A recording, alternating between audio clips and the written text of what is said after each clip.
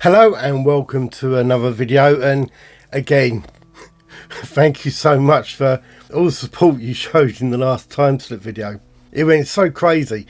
I think last night I got almost like immediately 1,000 views on it, and it's about 6,000 views at the moment at the time recording this. And yeah, you definitely like the time slip videos, don't you? But this one isn't a time slip video, but don't worry, there's a time slip video coming up after that.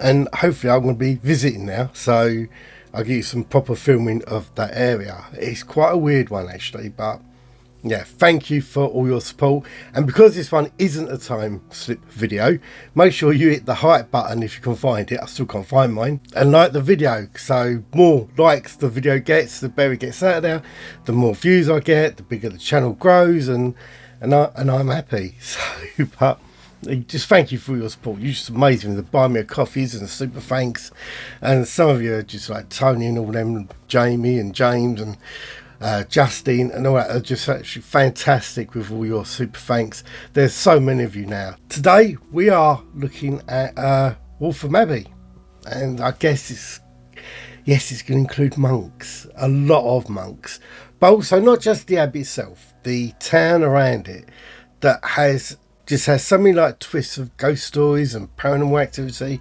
It's actually quite crazy.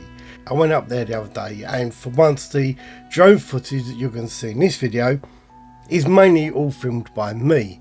It's not going to be the best drone footage. I'm still learning with the drone, but we'll get there. But the history of this location is quite deep. I was lucky enough to speak to local people up there.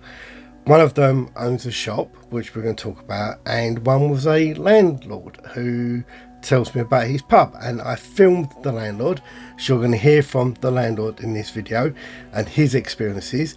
I briefly mentioned it in the time slip video about people backing him up and all that, so you'll hear all that in his story. So Waltham Abbey is in the northeast of Essex, and it very quickly become the main abbey or main church area of Essex.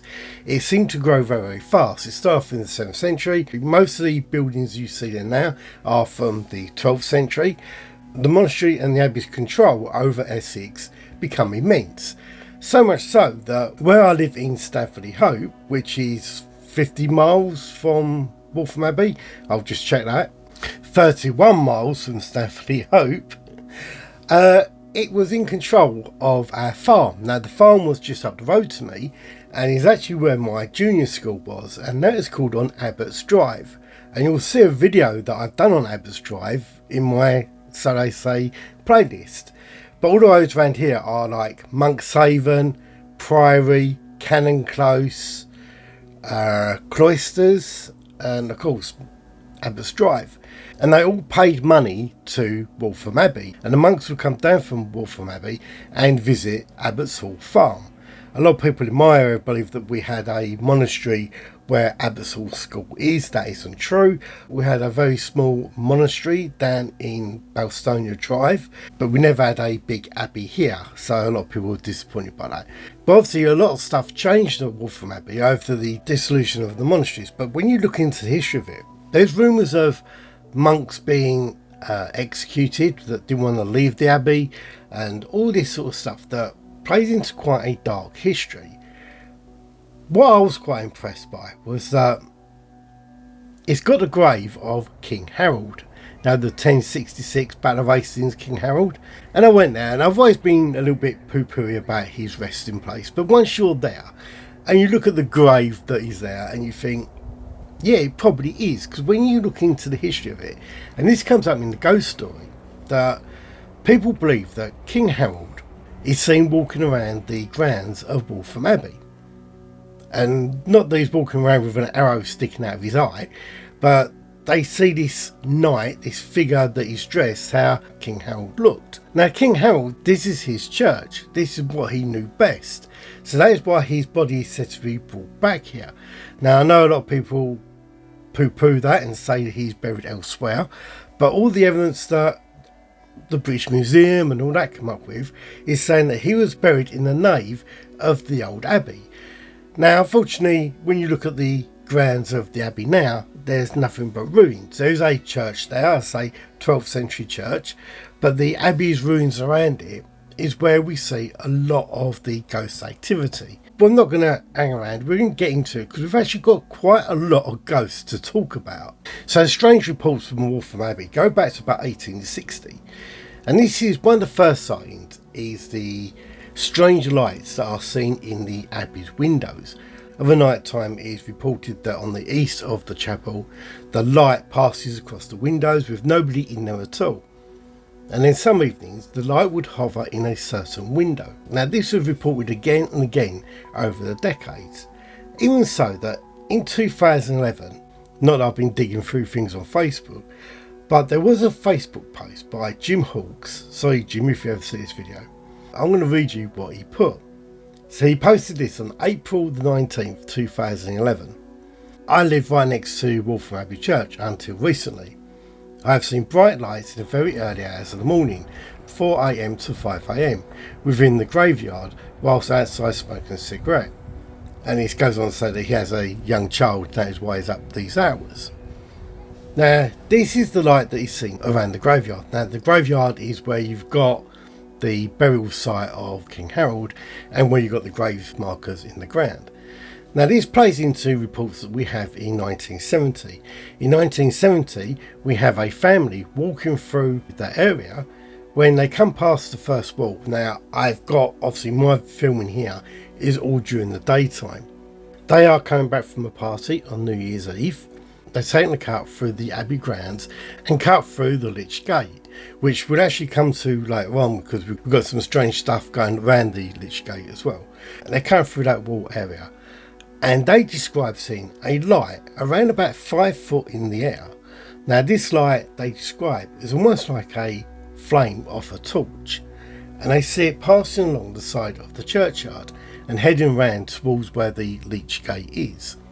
They're a little bit perturbed by this, but carry on walking when they see the light passing back from where they've just come from, as if it's done a loop around the churchyard and coming back.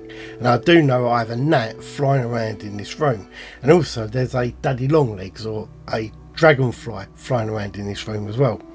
And we had a conversation with me and my wife and daughter were having a conversation about calling them daddy long legs and calling them dragonflies and crane flies, and this big whole conversation last night almost turned into an argument. Me growing up, they were always daddy long legs, and I think they're meant to be crane flies is the real term. But when I told my daughter to look it up, even Google told her that in the UK we call them daddy long legs. So going well off track. Right, let's get back onto the conversation. But over the years, the ruins itself have been sightings of monks. Now, one of the most well-known one is the Crying Monk. This is like the long remaining wall that is there, and I do get some filming walking up and some photos of it there. This monk is often seen early hours of the morning, so one of our most well-known reports comes from the postman in the area. The postman is out doing his deliveries when he himself uses that path as a cut through to the other side of the town. He is riding his bike. He's riding the bike along that pathway. Out of the corner of his eye, through the mist that is laying over the ground, he sees a monk walking along that wall. Bizarrely, first of all, he doesn't really find it unusual. Not that he's ever seen a monk walking along that way before, but his brain didn't click in that this was a weird thing to see. He said it took a few seconds for his brain to kick into gear that this monk shouldn't be there. He stopped his bike and looked, and as he was looking at this monk, he could hear this monk sobbing as he walked along the side of that wall and slowly faded out of sight. Now, the postman didn't say that the guy vanished, just that it was a misty morning and he watched this monk just walk out of sight. So he doesn't vaporise or anything like that, he just lost sight of him. Now, many years ago, the parish clerk, Diane Dean, actually confirmed that there was lots of weird sightings going on around that abbey. She did say that maybe that the clergy at that time was responsible for a lot of those sightings, that they would often come in the early hours to prepare for morning service or for their own personal prayer time. So we take that into account. But the postman describes this as a monk wearing the monk's outfits. He would know what the clergy looked like. He would have seen that clergy around the area many times. Now in the 70s, it does seem that something happened in the grounds of that abbey that made a lot of people start coming down to investigate it.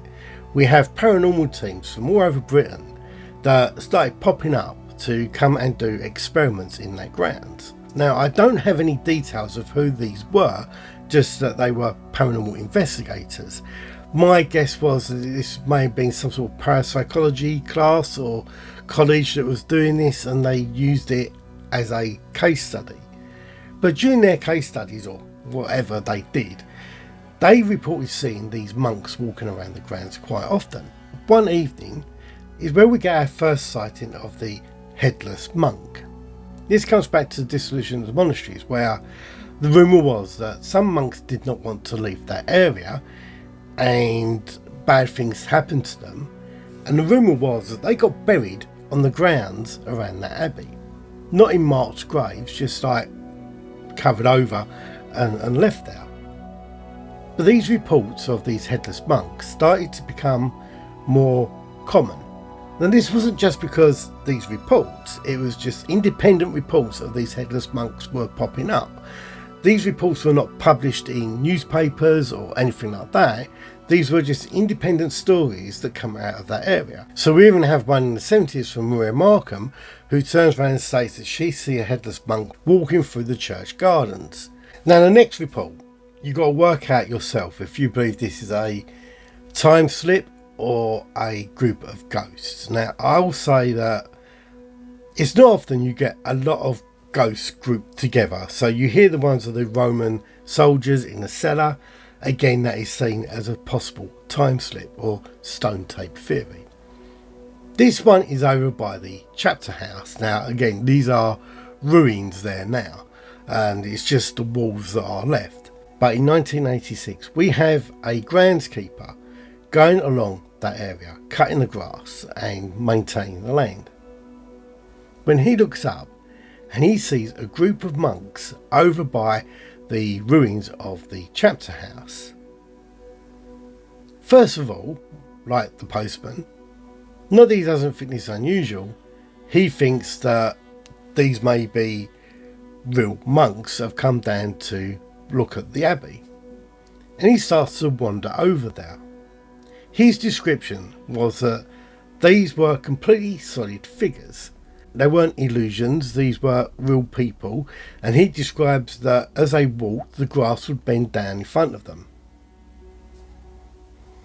So this could push into the time slip theory, as they're interacting with the environment around them. As he gets closer to these people, he said there's a warmth around the area.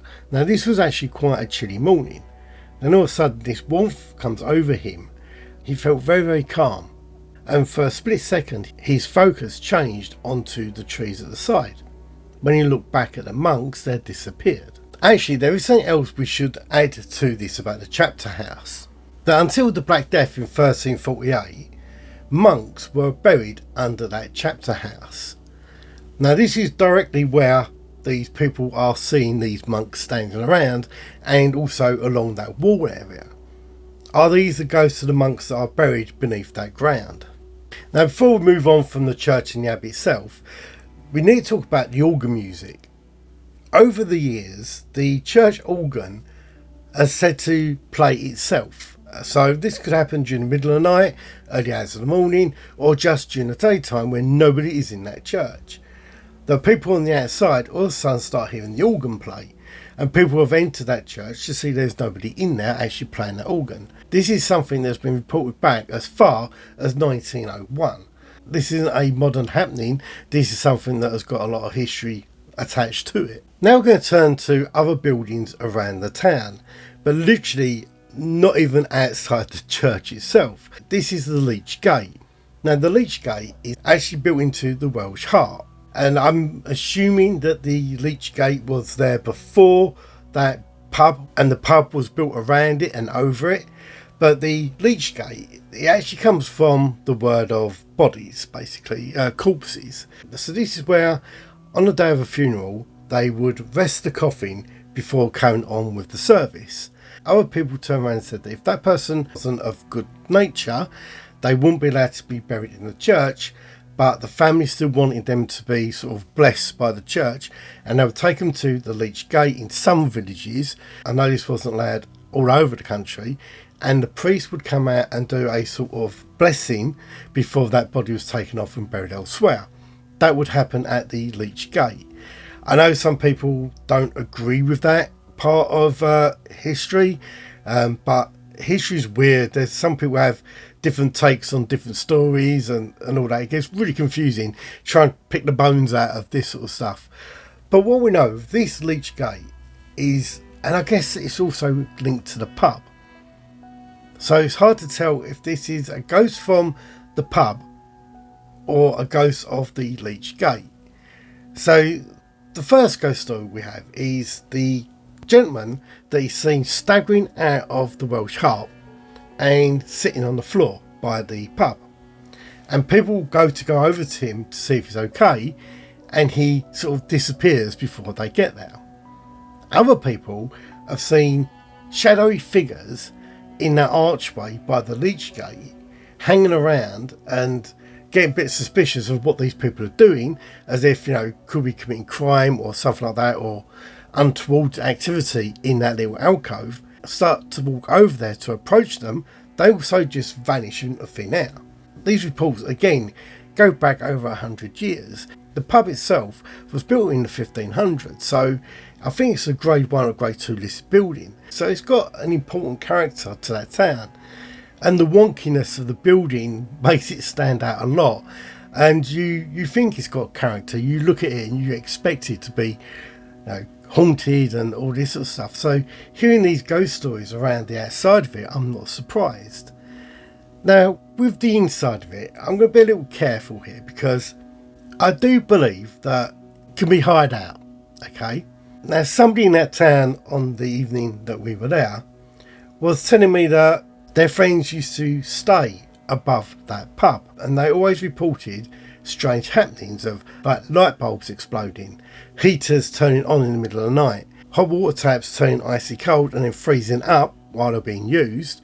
So this is like your typical haunted house. It actually reminds me of the wonky house in Southend's Peter Pan's, now Adventure Island. Years ago, it actually looked a bit like this, but a lot smaller. Now, if you go to Waltham Abbey, check out the shop opposite Lychgate. This is the White Witch. I'm not saying that this building is particularly haunted. It has a bit of a strange story attached to it. We went in there, and the lady that was working on the day, absolutely brilliant. She had so much knowledge about the stuff that they sell, about all the folklore and all this sort of stuff that goes around it. Absolutely fascinating. Someone you could just spend hours and hours talking to. She was telling me that when they took over that shop, it actually used to be an old shoe shop. And it had been there for decades and decades and decades. And it had been boarded up. And when they removed some of the boards inside that building, it still had a bit of the leather and the old hooks that the shoes would go on. And I did ask her if that place was haunted itself. And she said that her personal experience is that she doesn't feel anything in that building. But other people who do come in do feel a little bit perturbed by a certain corner of the shop where there is a doorway behind it, but it's actually covered over. But also down in the cellar, some people will also feel uncomfortable, which is probably just natural about going down the cellars. But the stuff in that shop is just awesome. I just loved going there and looking at it. And we had some deep conversations about ley lines, time slips and all this sort of stuff.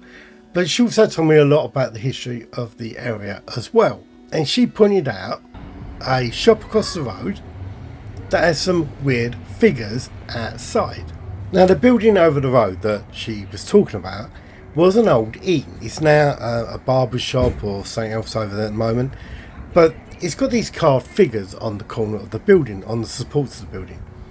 And doing some research, they are hermaphrodite figures holding a barrel and sticking his tongue out. Now this building is said to be haunted. Not just that it's haunted, is that some people believe that it used to be cursed and that these figures were put there to protect the building and to rid this building of a curse. I don't know much more information than that, but that is what these figures were there to protect. Doing some research on these figures that pop up in a lot of old buildings, it does seem a common thing to have these gargoyles or all this sort of stuff to ward off evil spirits. But the market square that is around Sun Street and Market Street also has some bizarre history. Now, for starters, you've got this street furniture in the middle that apparently can be removed and has a sort of stage pop-up or a unit that you can attach things to for markets. But this used to be the cattle market. But also, that before people were tried at the courthouse, that they would be taken to that town square for them to state their case before going to court. So they could say their case publicly, then go to court. This comes down to other things that are seen around the town, where people say they see strange figures moving across the town centre or the market centre and then disappearing before they could actually focus on them. But while we're up this end, we're going to talk about the Sun Inn. Now, this is one of the oldest pubs in the area, and it has suffered from a lot of rubbish paranormal stories said about it over the years, unfortunately. When a paranormal TV show covered Waltham Abbey, a lot of the old ghost stories from all around the area were said to have happened at the Sun Inn, and that isn't true. That has muddied the waters of the original ghost stories of the Sun Inn. Now, the original ghost story of the Sun Inn is of a lady that walks directly through that building and down Sun Street and into building 21. The building 21 has got a walkway through it. Now, this would be the old coaching pathways where you could get a horse and coach through that between the buildings. But the building next to that, number 21, is said to be haunted. More accurately, above that archway is said to be haunted. So people who live above it have always turned around and said they see a ghost of a small boy running through their building. But also of dark figures and dark creepy figures under the archway where the coaches go. This falls in line with people that have been in the Sun Inn, looking over that street and watching people head down that road. What I should add with Sun Street, and take this with a pinch of salt, but apparently a local traitor was dragged from the back of a horse going through Sun Street until he was dead. Now, he was cut free outside the sun and apparently was put up on a pole at the bottom of the town to ward people off of being traitors. So very much what they would have done in London, but this happened in Waltham Abbey. The evidence to back that up is very, I'm going to use that word again, flimsical at best. I can't find much stuff to back that up, but I know previous landlords of the Sun Inn do like to retell that story. What I am aware of is that during World War II, Waltham Abbey was a great producer of gunpowder, and this made it a target for the Germans. Sun Street and Church Road both got hit by bombs. Unfortunately, on one occasion, 3 people were killed in Sun Street. I'm not saying that they are adding to those ghost stories there now, but it is something to keep in mind when people turn around and say when they're walking around that town that they get a chill come over them, or that they see strange figures moving around that they can't identify. Come down Church Road, you are going to come across the town hall and the old courthouse. The town hall has got a really bizarre history. So we talk about ghosts of animals. The town hall is meant to have a ghost of a dog. It's also meant to have the ghost of a policeman that is seen standing outside the town hall. Now, he's a 1930s sort of style policeman in that sort of old uniform. Other people have turned around and said they see a man with a flat cap walking through those doors when the doors are actually shut. So I'm not going to spend much time on the town hall itself. I know that there's another video out there that somebody's done a bit of a deep dive onto the town hall. More to do with the history, but it's probably better for you to dig that one out. But the courthouse does interest me on one particular ghost in that courthouse. So in the 1970s, local people gave an interview to reporters about what it's like to live in the town. And during that report, Comments were made about the old courthouse and about the ghosts of the old judge that haunts the area. And during late nights, they said they could still hear the gavel being banged down in that courtroom. Unfortunately, I can't find any photos inside of the old courthouse, and I would love to see inside of it. This ghost of this judge is also meant to be seen walking down the street, and when he's seen, he's said to be wearing your typical judge's outfit with the black cape and walking with a purpose, heading down to his courthouse, his place of work, with a determined face on him to send people to the gallows. Now, I don't know how many people he did actually send to the gallows, or if people just like to use that description to make it sound more spooky. But now we come to the Crown pub. When I told people I was going to Waltham Abbey, they said, forget the Abbey, don't worry about the Abbey, don't worry about the grounds, don't worry about Sun Street, don't worry about this, go to the Crown pub. It is so haunted. And I was like, really? Oh, okay, I'll go to the Crown pub. I've done a little bit of research on it, and it's your typical town pub. It's old, it's got a lot of history, a lot of character. I knew of certain ghosts that are meant to haunt this pub.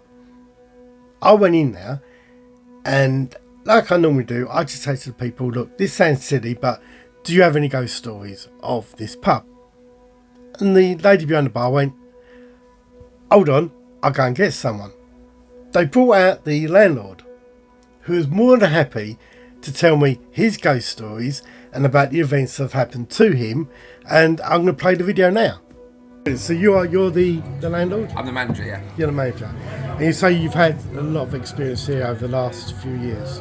Yeah, I mean, sort of like we opened on the 14th of February this year, and since we've opened, we've had quite a few different kind of moments where it sounds like someone's thrown a glass down at the end of the bar, and there's no broken glass there. But it's like we're all standing up this end of the bar, and there's nowhere anywhere near it.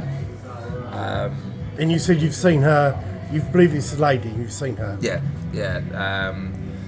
Late one night when I was cashing up the till out in the office in the back, I came around to put the total into the till, and I was really surprised because there was a woman standing down by the glass wash down at the end of the bar there, and she was about that tall, long black hair, all long black dress. And I was about to ask her what the hell she was doing here, and then she turned around, looked at me, and then just disappeared. So I was like, oh, because I live upstairs as well. So you live up. Yeah. And you said you was away for a little bit, and while you was away, it didn't like you being away. Yeah. I think she's used to me being around, because also every night when I go up, because I'm always the last one in here, I always say goodnight to her and go up. And when I weren't here, I think it kind of unsettled her a bit. So sort of like. And you said she keeps slamming the fire door. Yeah, there's a quite heavy fire door there. And when I was down really late one night, the next day I was cashing out, and that door, when it's closed, it's quite a heavy door, and it just kept slamming, and I was the only one in the building. It was a way of telling me that she was not happy with the fact that I kept her up. And you say the other bar stuff, they've had those feelings as well, she was saying. Beck closed up once, and she felt really uncomfortable in here. Quite a few of the members of the staff have experienced, been sat at the bar and heard the smash down there and gone to see if there's anything there. There's nothing there. My nephew was in the pub once. He's 14, I think, 13, and he was in the bathroom. He was the only one in there, and he heard footsteps. Then it sounded like someone kicked open the door of the cubicle, and then he saw the chain flush. No. Yeah. So he came running out. Like, he wouldn't go anywhere near the bathroom again. Yeah, that's so cool. So you had the candle over here that keeps saying. Yeah, on the mantelpiece near the fireplace. Oh yeah. There was a candle on there, and then every time sort of like someone was saying there was all a load of rubbish, it would put the candle just fall over, and it was on a spike. So you couldn't just fall over. No. Well, I've seen that. I've seen the cat sat there, the candle screaming. Yeah. It's crazy. That's brilliant. What I knew beforehand was this story of this barmaid that goes missing from the Crown pub. This is 1740. she may have been done for by the wife of the old landlord. So she accused her of having an affair with her husband. And then one evening, the barmaid just disappears and is never seen again. And that seems to what started the hauntings of this pub. Now, it was interesting to hear about the candles falling over and other people witnessing it. I don't know if I caught it on video. As he says about the candlestick falling over, the gentleman behind him turned around and says, I see that, I've seen that happen, and backs up his story.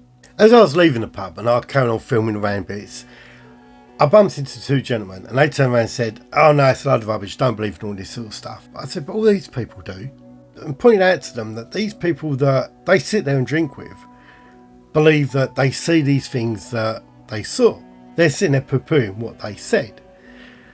And that is your general split in the population of the world, this country, where you'll get someone who will truly believe that they've seen something. No matter what you tell them, they believe they saw that. You can't see what they see at that time, so they can only describe it to you. If you didn't see it, that's down to you to trust their word on it. And that is very much like going through the old ghost books. Doing reports on Waltham Abbey, there's loads of ghosts. Some stories that are truly bizarre, like the lady floating through the Sun Inn pub and straight through into the other buildings, to a gentleman floating through the Lychgate, to the blue orb that is seen floating around the churchyard.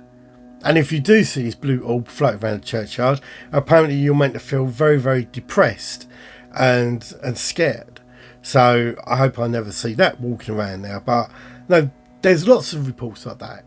More and more people go to these areas to do their paranormal investigations. You know that sort of 10 years ago, when Most Haunted was still in its prime, a lot of paranormal teams got together and used to charge a lot of people to go on these little ghost investigations, make money out of it, and they had to come up with something on the evening. And if they left with a good story or a voice that they heard, then they could go away happy. Again, that muddies the waters. I'm not saying all this stuff was fake, but you know what I'm saying. Now, I know that I've done ghost walks in the past. I used to charge like a £5. Recently, I've been doing charity walks and don't make no money myself out of them. All the money goes to the charity that books me to do them. And yeah, it's about retelling local history when we do that. Local ghost history and myths and legends. I do struggle with the amount of ghost stories that have been added to Waltham Abbey in the last 20 years. That is all I'm saying. Is that when we look at the old ghost stories, they're so much better than the ones that have been added over the last 20 years that 90% of them I've not covered in this video. Okay, so rant over. I'm going to go another rant now about AI. Do you know what really annoyed me the other day, right? I'd done the video on the stone circles. Put it out now. And then literally YouTube fed me an AI video on A3 stone circles that is all AI voice, where the research is really patchy, that it's full of inaccurate information, and it's got 280,000 views. And it annoyed me. I done another one just on a normal ghost story of London, and it's got about 5,000 views for me. And there's an AI one out there that was done a week after my video. It's got 3.2 million views. It just drives me insane. We are being taken over by AI. Perhaps I should just do an AI version of me on here and see if it gets more clicks. But yeah, it's just annoying. So anyway, thank you for your support again. Hit the hype button, hit the likes, subscribe if you haven't. Thank you again for the buy me a coffees and the super thanks and the membership. No, you are all great and you're all fantastic. Really love reading all your old ghost stories, all your old scary TV programs that you used to watch. Armchair Thriller, Hammer House of Horror, Sapphire and Steel. Just so many. I turned right down a rabbit hole last night, sitting there about 4 o'clock in the morning trying to get asleep, reliving all these horror TV shows as a kid. It's like, yeah, I'm going to have to do a live stream because some of those conversations can get so deep and it'd be easier to do that on live stream than it will be on this video or in comments typing away. But my voice is going, I've got a cold. Stay well, I'll see you soon. Actually, I'll see you, this one's for Friday, so I'll see you on Tuesday. Take care, bye.